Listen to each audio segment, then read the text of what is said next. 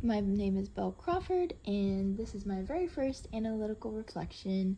And I thought I would do a podcast because as I was reading this chapter, I took a lot of notes and reflected on my thinking, and I was going to make a graphic, but I really have a lot that I wrote down, so I felt like it would be easier to just kind of talk about my notes and my reflections rather than trying to fit it all into a graphic.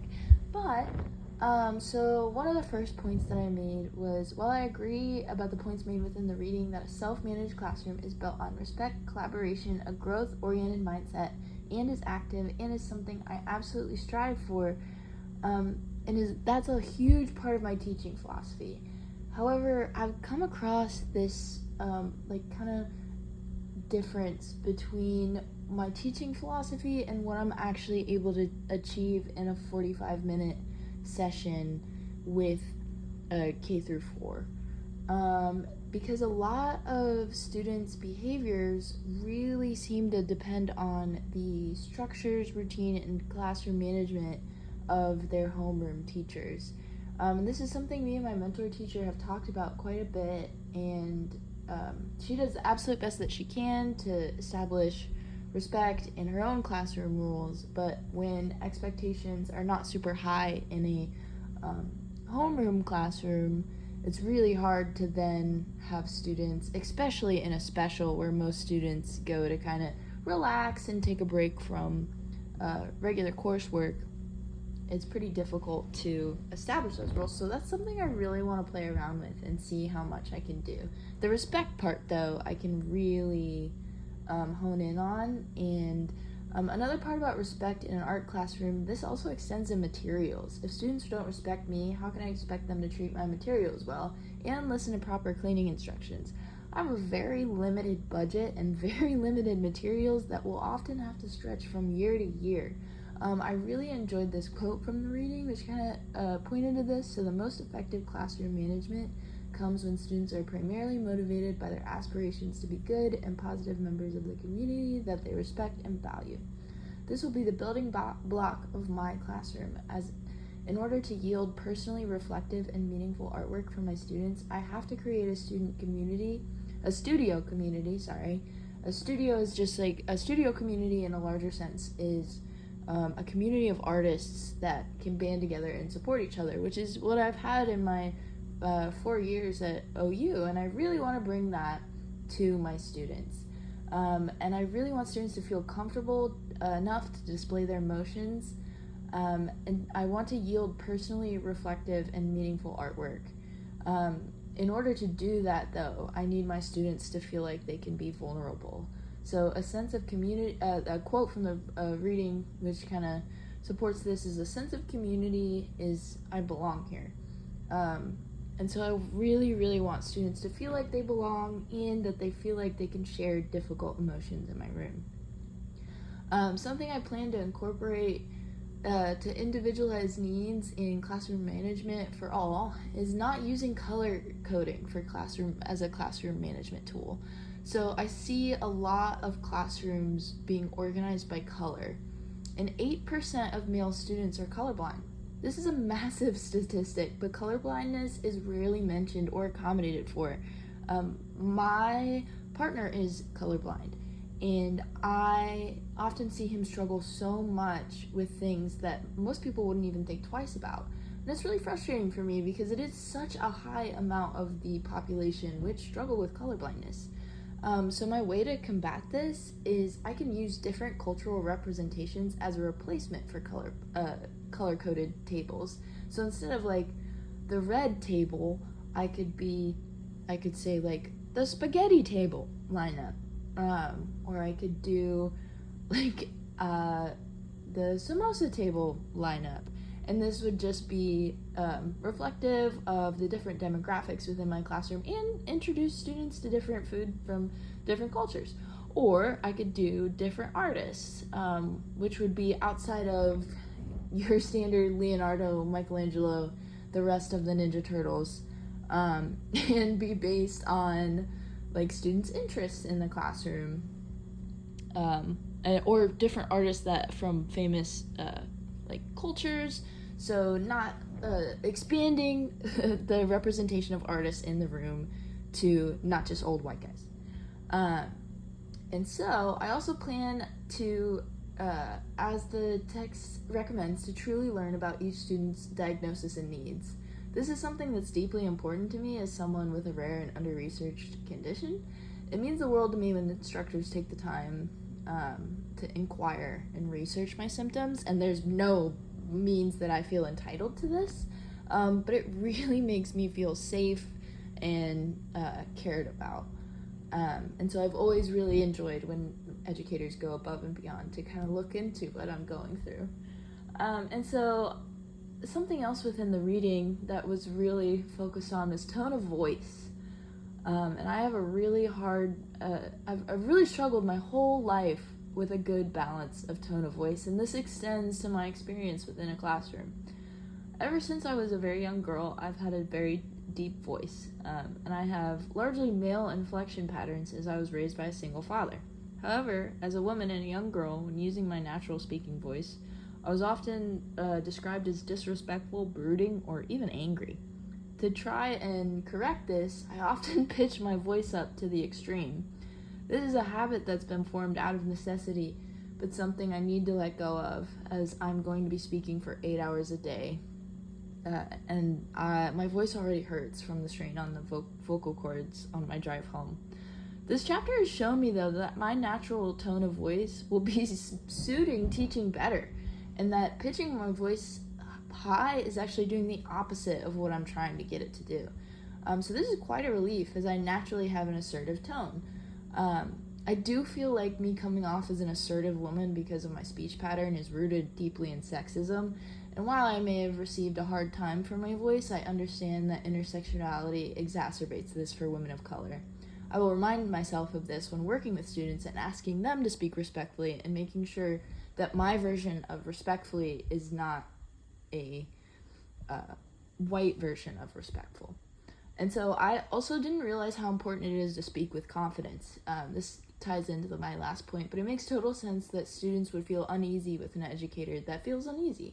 I fidget a lot when I speak, and often play with my sleeves, which looks very not confident.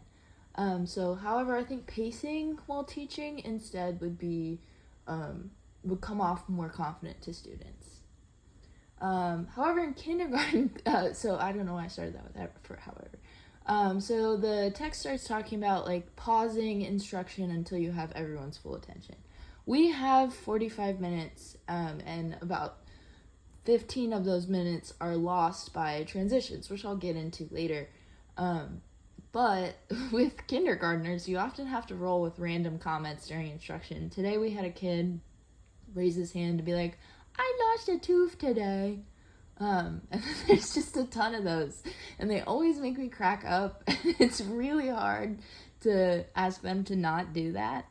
But I don't think that halting my instruction for every one of these comments would be beneficial. So I believe a call out like my mentor teacher does would be more beneficial. We also incorporate listening posture, which is mentioned in this chapter as well.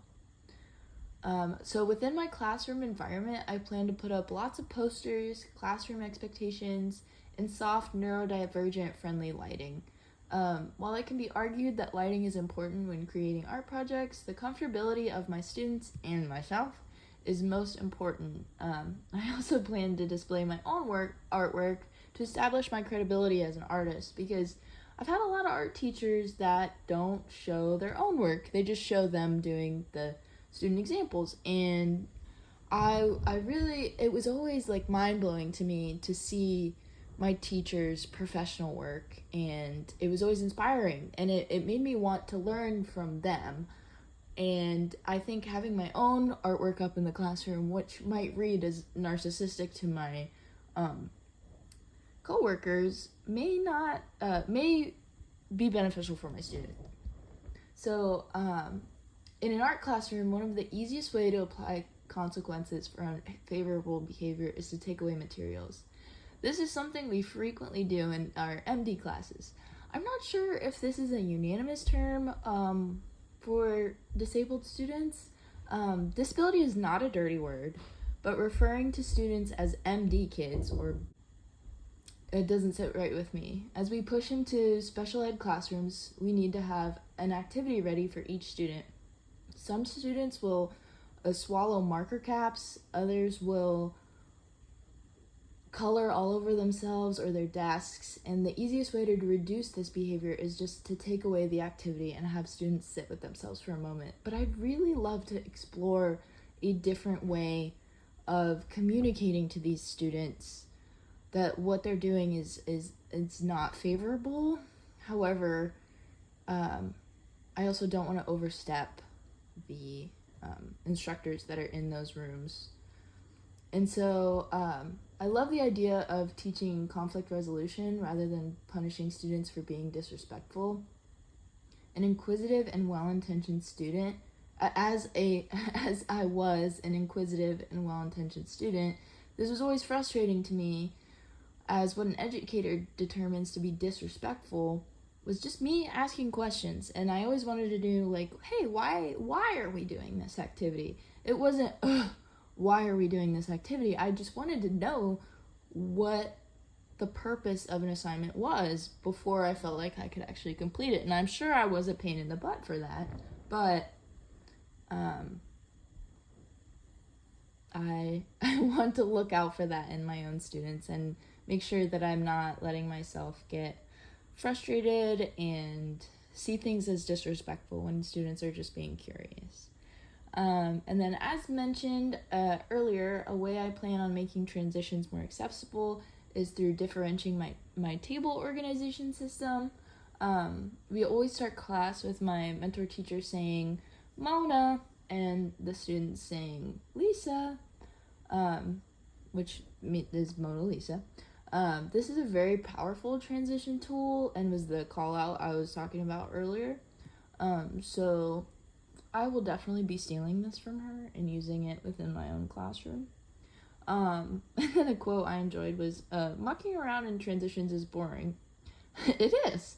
And it was always frustrating to me as a student with ADHD who was always ready for the next task. And I also really like the breathing exercises. Something I've been starting to do with my students is they've been complaining about their hands hurting. So I've been trying to incorporate hand stretches into my routine. This is something I do to make sure I don't get carpal tunnel while pursuing my degree in graphic design. But the kids really seem to enjoy the stretches, so I think I want to work that in more. And then I enjoyed the 5-minute planning strategy and hope to use it and do entrance tickets. I feel like that will work better in a high school setting. But yeah, I always enjoyed entrance tickets. Lastly, I really struggle with paper management. And I know I need to get better about it. I really like how my mentor teacher has it set up right now. And I plan on doing something similar, but this is definitely something I need to strive for. I think investing in lots of binders and organizational tools would be helpful. However, I am the classic case of buying all that stuff and never using it. I have 8,000 planners I've never filled out. I have like 4 pill organizers that I never use. So I really want to work on this.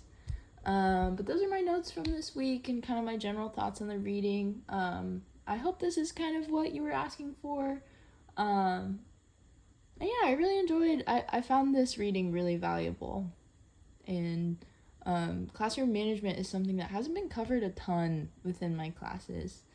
So yeah, thank you so much. And I'm excited for the teach-in tomorrow.